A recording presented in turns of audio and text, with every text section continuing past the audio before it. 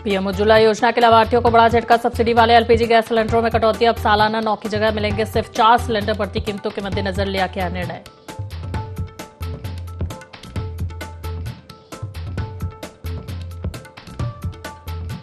Doctor Mohan cabinet की बैठक आज। प्रदेश विकास से जुड़े कई प्रस्तावों को मिल सकती मंजूरी। मंत्रालय में सीएम डॉक्टर मोहन यादव की अध्यक्षता में होगी बैठक। राज्यसभा चुनाव को लेकर बड़ी सियासी सरगर्मी। क्रॉस वोटिंग की आशंकाओं के चलते कांग्रेस विधायकों की बाड़ाबंदी। कर्नाटक टूर पर सभी कांग्रेस विधायक।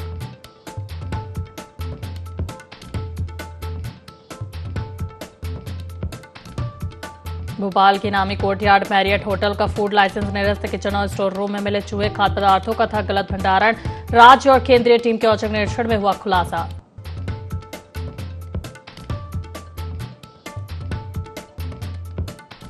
एमपी में प्री मानसून एक्टिव। 20 जिलों में तेज आंधी और बारिश का अलर्ट जारी। 15 से 18 जून के बीच आ सकता है मानसून। 10 से 11 जून को 5 जिलों में लू चलने की भी चेतावनी।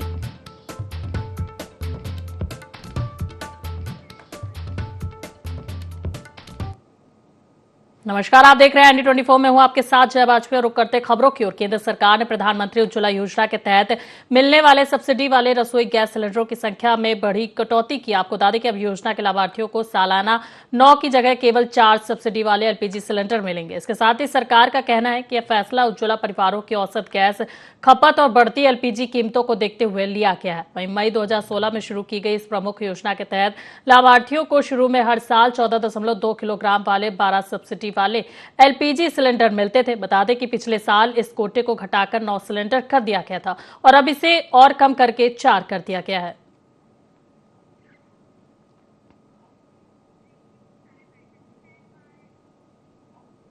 और खबर रायपुर से, जहां मुख्यमंत्री विष्णुदेव साय का दिल्ली दौरा है। आज आपको बता दें कि आज शाम 6:30 बजे दिल्ली रवाना होंगे मुख्यमंत्री विष्णुदेव साय। इसके साथ ही एनडीए शासित राज्यों के मुख्यमंत्रियों की बैठक में होंगे शामिल। वहीं नई दिल्ली में कल पीएम मोदी की अध्यक्षता में होगी बैठक। बता दें कि मुख्यमंत्री विष्णुदेव साय प्रस्तुत करेंगे छत्तीसगढ़ सरकार की रिपोर्ट। इसके साथ ही बैठक में केंद्र सरकार के कई वरिष्ठ मंत्री भी शामिल होंगे। वहीं 11 जून को भारत मंडपम में प्रस्तावित नीति आयोग की बैठक में भी मुख्यमंत्री शामिल होंगे। आपको बता दें कि बस्तर क्षेत्र के समग्र विकास के लिए विशेष पैकेज की मांग भी कर सकते हैं सीएम साय। तो देखिए खबर आपको रायपुर से बता रहे हैं, जहां पर मुख्यमंत्री विष्णुदेव साय का आज दिल्ली दौरा। बता दें कि आज शाम 6:30 बजे दिल्ली रवाना होंगे मुख्यमंत्री विष्णुदेव साय। इसके साथ ही एनडीए शासित राज्यों के मुख्यमंत्रियों की बैठक में होंगे शामिल। तो देखिए ये खबर आपको रायपुर से बता रहे हैं, जहां पर मुख्यमंत्री विष्णुदेव साय का आज दिल्ली दौरा। बता दें कि आज शाम 6:30 बजे दिल्ली के लिए मुख्यमंत्री विष्णुदेव साय रवाना होंगे। वहीं एनडीए शासित राज्यों के मुख्यमंत्रियों की बैठक में भी शामिल होंगे। इसके साथ ही नई दिल्ली में कल पीएम मोदी की अध्यक्षता में यह बैठक आयोजित होगी। और भोपाल के नामी होटल पर खास सुरक्षा को लेकर बड़ा एक्शन देखने को मिला। आपको बता दें कि डीवी सिटी स्थित कोर्टयार्ड बाय मैरियट होटल का फूड लाइसेंस सस्पेंड कर दिया गया। वहीं राज्य और केंद्रीय टीम ने औचक निरीक्षण किया। बता दें कि किचन और स्टोर रूम में चूहे मिले। वहीं स्वच्छता व्यवस्था में गंभीर खामियां उजागर हुई। इसके साथ ही खाद्य पदार्थों के गलत भंडारण का खुलासा भी किया गया। आपको बता दें कि वेज और नॉनवेज सामान साथ में रखा हुआ मिला। वहीं FSSAI अधिकारियों ने नियम उल्लंघन पर भी कार्रवाई की है। तो देखिए भोपाल के नामी होटल पर खास सुरक्षा को लेकर बड़ा एक्शन देखने को मिला। आपको बता दें कि डीवी सिटी स्थित कोर्टयार्ड बॉय मैरियट होटल का फूड लाइसेंस सस्पेंड कर दिया गया। इसके साथ ही राज्य और केंद्रीय टीम ने औचक निरीक्षण किया। बता दें कि किचन और स्टोर रूम में चूहे मिले थे, जहां स्वच्छता व्यवस्था में गंभीर खामियां उजागर हुई। वहीं खाद्य पदार्थों के गलत भंडारण का खुलासा भी हुआ। इसके साथ ही वेज और नॉनवेज सामान साथ में रखा मिला।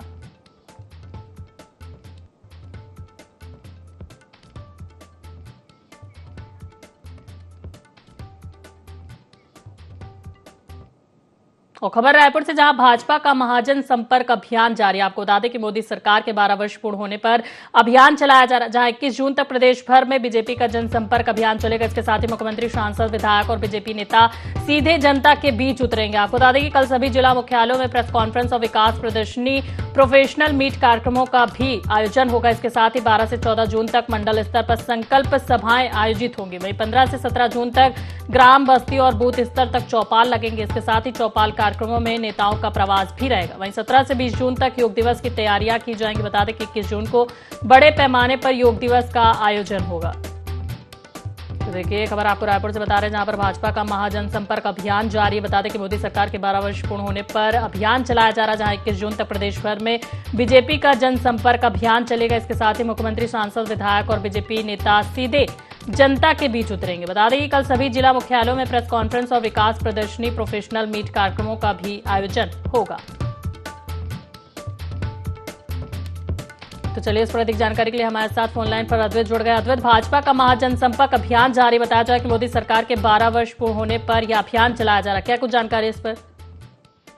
जी देखिए, भाजपा का महाजनसंपर्क अभियान जो है वो शुरू हो चुका है और केंद्र में भाजपा ने 12 साल पूरे कर लिए हैं और उसकी उपलब्धियां बताने के लिए अब भाजपा को घर से निकलना पड़ रहा है और अपने जनता के बीच जाकर अपने उपलब्धियों को गिनाना पड़ रहा है। 21 जून तक प्रदेश भर में बीजेपी का ये जनसंपर्क अभियान चलने की बात तो सामने आई है। इसमें मुख्यमंत्री, सांसद, विधायक, बीजेपी के जो नेता हैं वो सीधे सीधे जनता से जाकर मुलाकात करेंगे, उनको उपलब्धियां गिनाने का प्रयास करेंगे और सभी जिला मुख्यालयों में इस दौरान प्रेस कॉन्फ्रेंस भी करेंगे और विकास की प्रदर्शनी भी लगाएंगे। अब प्रोफेशनल मीट के कार्यक्रमों का भी आयोजन होगा, जिसमें सीधे मुलाकात होगी प्रतिनिधियों की जनता से और साथ ही 12 से 14 जून तक जो मंडल स्तर पर संकल्प सभाएं हैं वो आयोजित की जाएंगी। 15-17 जून तक ग्राम, बस्ती और बूथ स्तर पर चौपाल लगाए जाएंगे और इन कार्यक्रमों में नेताओं के भी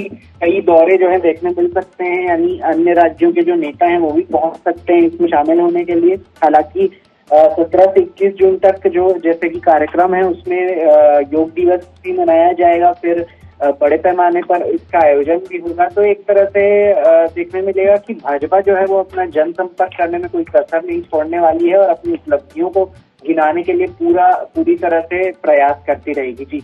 जी बिल्कुल। तो देखिए अदित, जिस तरीके से बताया जाए कि ये जो जनसंपर्क अभियान है चलाया जा रहा है और मुख्यमंत्री और मंत्री जो है वो जनता के बीच जाएंगे, तो ऐसे में क्या कुछ रणनीतियां तैयार की जा रही है और जनता तक क्या कुछ अहम जो उपलब्धियां हैं सरकार की वो पहुंचाई जाएंगी?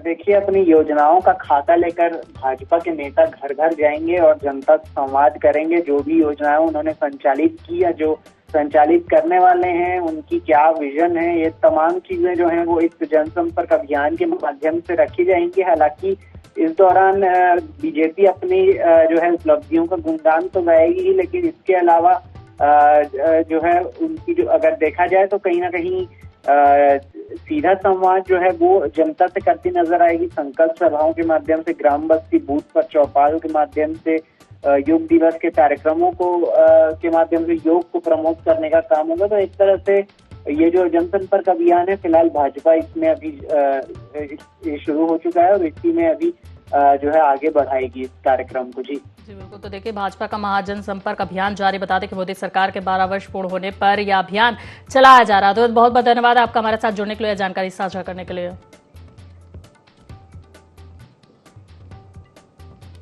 तो देखिए खबर आपको रायपुर से बता रहे हैं, जहां पर भाजपा का महाजनसंपर्क अभियान जारी है। और खबर लखनऊ से, जहां परीक्षा देने जा रही 2 युवतियों के साथ छेड़छाड़ और दुष्कर्म के प्रयास के मामले में आरोपी को पुलिस मुठभेड़ में गिरफ्तार किया गया। आपको बता दें कि आरोपी हसीब पर आरोप है कि उसने चारबाग से ऑटो में बैठाकर युवतियों को सुनसान इलाके में ले जाकर वारदात की कोशिश की। विरोध करने पर उसने युवतियों के साथ मारपीट कर उन्हें घायल कर दिया। बता दें कि पारा पुलिस ने मुकदमा दर्ज कर आरोपी की तलाश शुरू कर दी थी। वहीं घेराबंदी के दौरान आरोपी ने पुलिस टीम पर फायरिंग कर दी, जिसके जवाब में पुलिस की कार्रवाई में उसके पैर में गोली लगी और उसे गिरफ्तार कर लिया गया। पुलिस ने घटना में प्रयुक्त ऑटो, तमंचा और कारतूस बरामद किए। बता दें कि आरोपी का आपराधिक इतिहास भी सामने आया है।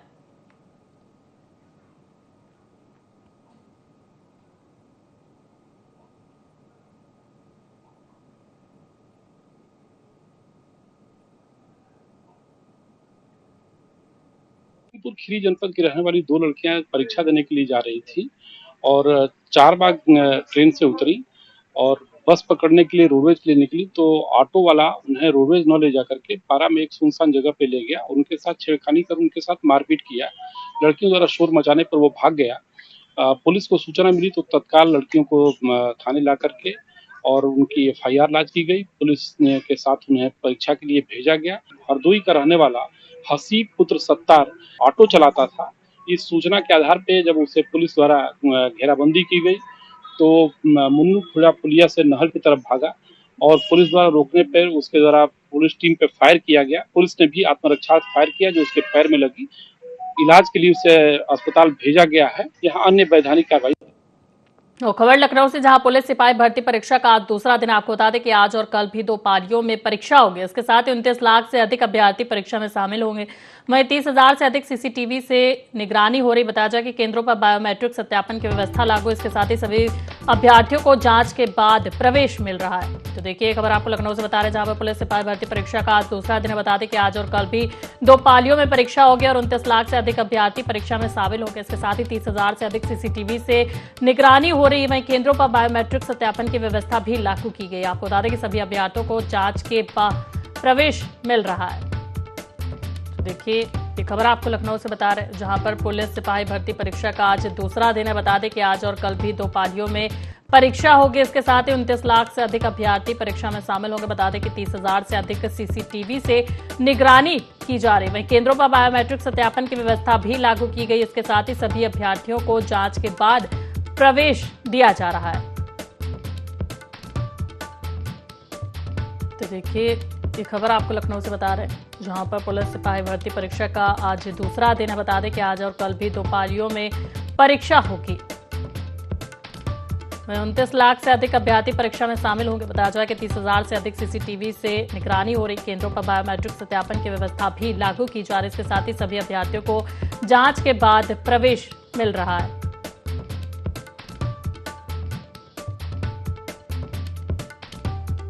देखिए पुलिस सिपाही भर्ती परीक्षा का आज दूसरा दिन है।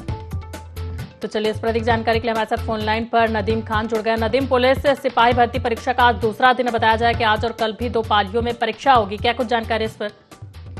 देखिए बिल्कुल, ये आपको बता दूं कि जिस तरह से आज पुलिस भर्ती सिपाही का भर्ती का दूसरा दिन है और दूसरे दिन की अगर बात कर ली जाए तो कड़ी सुरक्षा के जो है इंतजाम किए गए हैं। राजधानी के अगर बात कर ली जाए तो राजधानी के 55 परीक्षा केंद्र में सुबह से ही जो है पूरी तरीके से अभ्यर्थियों की जो है भीड़ मची हुई, भीड़ लगी हुई है। साथ ही साथ अगर देख लिया जाए परीक्षा के केंद्रों के बाहर भी जो अभ्यर्थी हैं वो वहाँ पे पहुंच चुके हैं और साथ ही साथ अगर देख लिया जाए पुलिस प्रशासन भी वहाँ पे पूरी तरह से मौजूद है। जो अभ्यर्थी हैं, जो परीक्षा देने जो लोग आ रहे हैं, उनके बेल्ट और घड़ी और सिक्के, इलेक्ट्रॉनिक उपकरण जो है पूरी तरीके से उसको जो है बाहर जमा कराया जा रहा है। और साथ ही साथ अगर देखा जाए तो आधार कार्ड और प्रवेश पत्र जो उनके हैं वो पूरा जो है मिलने के बाद ही उनको जो है प्रवेश दिया जा रहा है, अंदर केंद्रों के अंदर प्रवेश दिया जा रहा है। और सीसीटीवी कैमरे से पूरी जो है इसकी निगरानी रखी जा रही है। अगर मौके पर देख लिया जाए तो मौके पर भी वहाँ पे पुलिस प्रशासन भी मौजूद है, तमाम अधिकारी भी वहाँ पे मौजूद है। कड़ी जो है निगरानी के साथ जो है पुलिस भर्ती की परीक्षा जो है पूरी तरीके से जया कराई जा रही है। बिल्कुल, तो देखिए पुलिस सिपाही भर्ती परीक्षा का आज दूसरा दिन। बता दें कि आज और कल भी 2 पालियों में परीक्षा होगी। नदीम, बहुत बहुत धन्यवाद आपका हमारे साथ जुड़ने के लिए, जानकारी साझा करने के लिए। बढ़ते अगली खबर की ओर। खबर औरैया से, जहां खेत की जुताई के दौरान हादसा हो गया। आपको बता दें कि जुताई के दौरान रोटावेटर में फंसने से युवक की मौत हो गई। वहीं धान की रोपाई के लिए खेत की ट्रैक्टर से जुताई की जा रही थी। बताया जा रहा है कि सूचना मिलते ही मौके पर पुलिस पहुंची, जहां मामला दर्ज कर जांच पड़ताल में पुलिस जुटी हुई। वहीं कुदरकोट थाना क्षेत्र के रामपुर खास मजरा टीला की यह घटना बताई जा रही है। तो देखिए खबर आपको औरैया से बता रहे हैं, जहां पर खेत की जुताई के दौरान बड़ा हादसा हो गया। बता दें कि जुताई के दौरान रोटावेटर में फंसने से युवक की मौत हो गई। वे धान की रोपाई के लिए खेत की ट्रैक्टर से जुताई की जा रही थी। बताया जाए कि सूचना मिलते ही मौके पर पुलिस पहुंची, जहां मामला दर्ज कर जांच पड़ताल में पुलिस जुटी हुई। वहीं कुदरकोट थाना क्षेत्र के रामपुर खास मजरा टीला की यह घटना बताई जा रही है। तो देखिए ये खबर आपको औरैया से बता रहे हैं, जहां पर खेत की जुताई के दौरान बड़ा हादसा हो गया। आपको बता दें कि जुताई के दौरान रोटावेटर में फंसने से युवक की मौत हुई है। वहीं धान की रोपाई के लिए खेत की ट्रैक्टर से जुताई की जा रही थी। बताया जा रहा है कि सूचना मिलते ही मौके पर पुलिस पहुंची और मामला दर्ज कर जांच पड़ताल में पुलिस जुट गई है। और खबर रायसेन से, जहां भोपाल जबलपुर राष्ट्रीय राजमार्ग 45 पर खरगोन और भोड़िया के बीच सोमवार को एक सड़क दुर्घटना में बड़ा हादसा टल गया। आपको बता दें कि दरअसल भोपाल निवासी अंकुर नेमा नरसिंहपुर जा रहे थे, तभी तेज बारिश और आंधी के कारण उनकी कार का संतुलन बिगड़ गया। लगभग 80 से 90 किलोमीटर प्रति घंटे की रफ्तार से चल रही कार अनियंत्रित होकर खंबे से टकराई और पुलिया पर चढ़ गई। वहीं दुर्घटना के समय एयर बैग खुलने से चालक अंकुर नेमा सुरक्षित रहे और उन्हें गंभीर चोट नहीं आई। बताया जा रहा है कि वहीं प्रत्यक्षदर्शियों ने बारिश में सावधानी पूर्वक वाहन चलाने की अपील भी की है।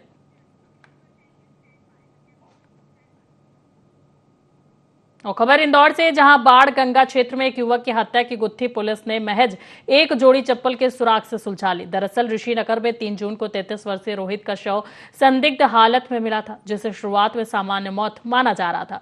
वहीं पोस्टमार्टम रिपोर्ट में सिर पर गंभीर चोट और गला दबाने के साक्ष्य मिलने के बाद पुलिस ने हत्या का मामला दर्ज कर जांच शुरू कर दी। आपको बता दें कि घटनास्थल पर मिली एक अज्ञात चप्पल के आधार पर पुलिस आरोपी तक पहुंची। वहीं पूछताछ में मृतक के दोस्त ने मोबाइल को लेकर हुए विवाद में हत्या करना कबूल कर लिया। फिलहाल पुलिस ने आरोपी को गिरफ्तार कर जेल भेज दिया है। तो देखिए खबर आपको इंदौर से बता रहे हैं, जहां पर शराब पार्टी के बाद मोबाइल को लेकर विवाद हुआ था। घटनास्थल का मुआयना किया गया था, तो वहां से जो भी जब्ती की गई थी उसमें एक जो चप्पल है वहां पे मिली थी, वह उसके आधार पर जो है ये इसमें खुलासा हुआ है कि व्यक्ति जो मृतक है वह अपने दोस्त के साथ बैठा था, जिसका नाम जो है देवेंद्र वर्मा, और इनका बातचीत के दौरान कुछ लेन देन या अन्य बात को लेकर विवाद हो गया। इसी के चलते उसने वहां पड़े जो गमछा था उससे उसका गला घोंट दिया और उसकी हत्या कर फरार हो गया। मर्डर का मुकदमा पंजीबद्ध किया गया था, इसमें आरोपी को गिरफ्तार कर लिया गया है, अग्रिम कार्रवाई जारी। और मध्य प्रदेश में राज्यसभा चुनाव को लेकर राजनीतिक आरोप प्रत्यारोप तेज हो गया। आपको बता दें कि कांग्रेस के राष्ट्रीय सचिव कुणाल चौधरी ने भाजपा पर पिछड़े समाज के नाम पर राजनीति और भेदभाव करने का आरोप लगाया। वहीं कुणाल चौधरी ने आरोप लगाया कि राज्यसभा की 3 में से जिन 2 सीटों पर भाजपा के पास पर्याप्त संख्या बल था, वहां उसने अगड़े समाज के उम्मीदवारों को मैदान में उतारा। वहीं जिस सीट पर उसके पास पर्याप्त संख्या बल नहीं है और हार निश्चित है, वहां अति पिछड़े समाज के उम्मीदवार को उतारा गया। उन्होंने विधायकों से मीनाक्षी नटराजन को जिताने की अपील भी की। मध्य प्रदेश में भारतीय जनता पार्टी ने फिर अति पिछड़ों के साथ अपमान करने का काम करा।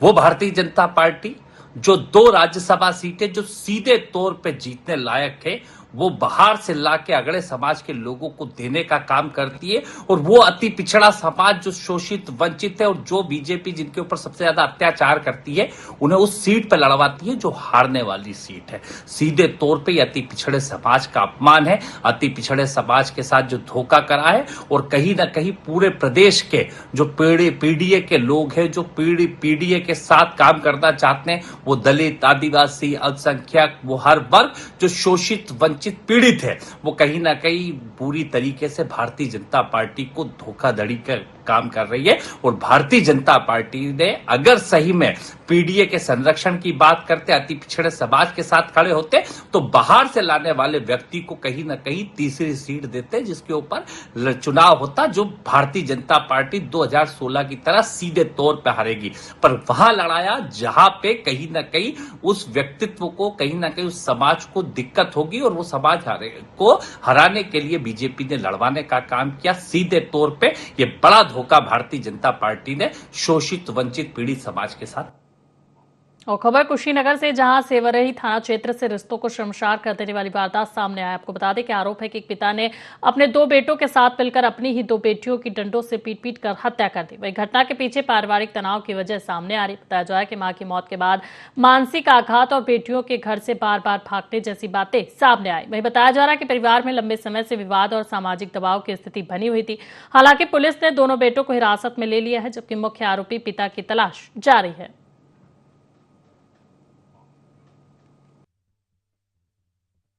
जनपद कुशीनगर के थाना सेवरही के ग्राम पिपरा घाट देवनारायण टोला की यह घटना है, जहां पर राम प्रसाद साहनी, जिनकी उम्र 50 वर्ष है, इनके द्वारा अपने दोनों पुत्रों के साथ मिल करके अपनी 2 पुत्रियों की डंडा मार करके हत्या कर दी गई है। पिता द्वारा 3 बार अभियोग पंजीकृत कराया गया अलग अलग तिथियों में। दोनों ही लड़कों से जिनसे उनके संबंध थे, उनसे लगातार बातचीत की जाती रही थी। इस बात को लेकर के इनके घर में कई बार झगड़ा भी हुआ था, और इसी गृह कलेश को लेकर के आज इन दोनों भाइयों द्वारा अपनी बहनों की हत्या कर दी गई है अपने पिता के साथ मिल करके। और इसमें पुलिस द्वारा सुसंगत धाराओं में अभियोग पंजीकृत किया जा रहा है। दोनों आरोपी भाई हिरासत में हैं, पिता अभी फरार है, जिसकी तलाश की जा रही है, और इसमें अग्रिम विधिक कार्रवाई।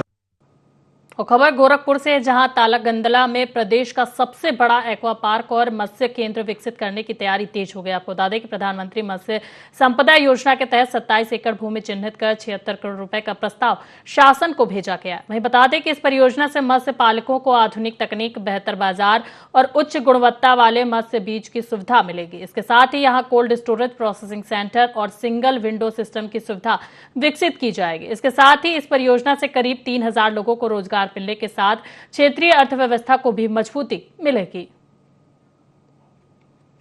तो देखिए खबर गोरखपुर से, जहां तालकंदला में प्रदेश का सबसे बड़ा एक्वा पार्क और मत्स्य केंद्र विकसित करने की तैयारी जो है वो तेज हो गई। बता दें कि प्रधानमंत्री मत्स्य संपदा योजना के तहत 27 एकड़ भूमि चिन्हित कर 76 करोड़ रुपए का प्रस्ताव शासन को भेजा गया है।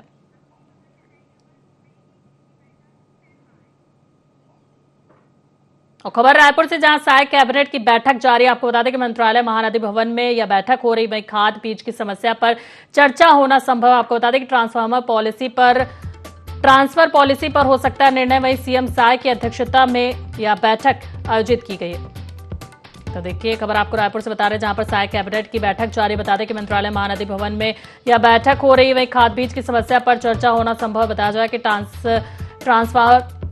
ट्रांसफर पॉलिसी पर निर्णय हो सकता है। वहीं सीएम साय की अध्यक्षता में यह बैठक आयोजित की जा रही है।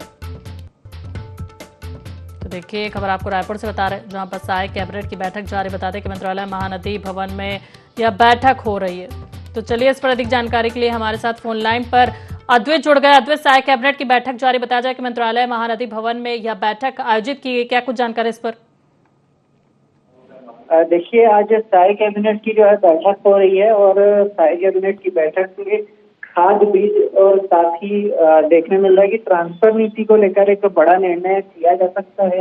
फिलहाल तो ये बैठक में और भी राज्य हित से जुड़े मुद्दे हो सकते हैं। कई ऐसे जो प्रस्ताव हैं जो समीक्षा बैठकों में रखे जाते हैं, समीक्षा बैठकों के बाद जो भी यह निर्देश दिए जाते हैं तो उसके अनुसार भी कई तरह की स्वीकृतियां होती हैं, उसको कैबिनेट में पास किया जाता है। तो उसे लेकर भी चर्चा हो सकती है। अधोसंरचना निर्माण से भी जुड़ी हो सकती है। कई सुशासन तिहार में जो पेंशन को लेकर चूंकि काफी शिकायतें आई थी, कई श्रमिकों को जो है पेंशन नहीं मिल रहा है समय पर और एक तरह से ये शिकायतें अलग अलग जिलों से आई हुई थी, तो उसका निराकरण भी इस माध्यम से जो है हो सकता है और सामने आ सकता है। फिलहाल तो देखने वाली बात है कि इस पूरे बैठक में क्या कुछ निकल कर सामने आता है। फिलहाल तो देखने मिल रहा है कि जो बैठक है वो मंत्रालय के महानदी भवन में चल रही है और देखना होगा कि बैठक में आखिर क्या कुछ निर्णय जो है सामने आता है। जी अद्वैत, खाद बीज की उपलब्धता को लेकर क्या कुछ सरकार बड़ा फैसला ले सकती है? और जिस तरीके से देखा जा रहा है कि खरीफ सीजन भी चल रहा है, तो क्या लगता है किसानों के लिए क्या कुछ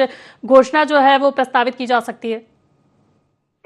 जी देखिए, खाद बीज के वितरण को लेकर जो है पूरी तरह से फिलहाल तो सरकार जो है रासायनिक खाद को बढ़ावा देने का प्रयास कर रही है। हालांकि खाद बीज को लेकर काफी जो समस्या है वो किसानों के बीच बनी हुई थी और कहीं ना कहीं खाद नहीं मिल पाता, ऐसा उनका कहना था। प्रति एकड़ के हिसाब से भी जो ये सामने आ रही थी बात है कि उन्हें खाद दिया जाए, तो कहीं ना कहीं ये चीजों को लेकर भी चर्चा हो सकती है। फिलहाल तो देखने वाली बात होगी कि क्या निर्णय आता है कैबिनेट के। भी जैसे कि बताया जाए कि ट्रांसफर पर लगी प्रतिबंध अवधि हटाने को लेकर भी कैबिनेट में चर्चा हो सकती है, तो क्या लगता है अगर ये प्रतिबंध हटता है तो सबसे ज्यादा किन विभागों पर असर देखने को मिल सकता है?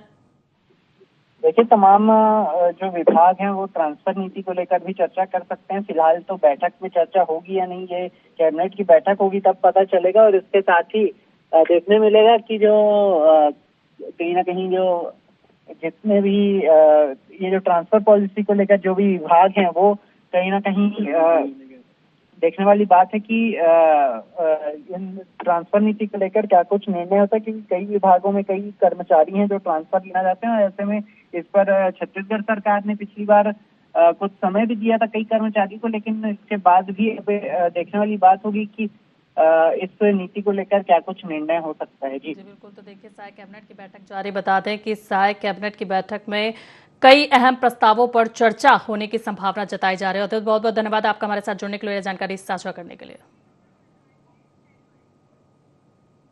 और खबर भदोही से, जहां स्वच्छ भारत मिशन के दावों के बीच ग्राम सभा दुरासी में जमीनी हकीकत सवाल खड़े कर रही है। आपको बता दें कि यहां लाखों रुपए खर्च कर बनाए गए सामुदायिक शौचालय निर्माण के बाद भी ताला बंद पड़ा है और उसे जनता के लिए चालू नहीं किया गया। वहीं ग्रामीणों का आरोप है कि कई बार शिकायत और डीएम दरबार तक गुहार लगाने के बावजूद शौचालय शुरू नहीं कराया गया। बताया जा रहा है कि नतीजा यह है कि ग्रामीण, खासकर महिलाएं, आज भी खुले में शौच जाने को मजबूर है।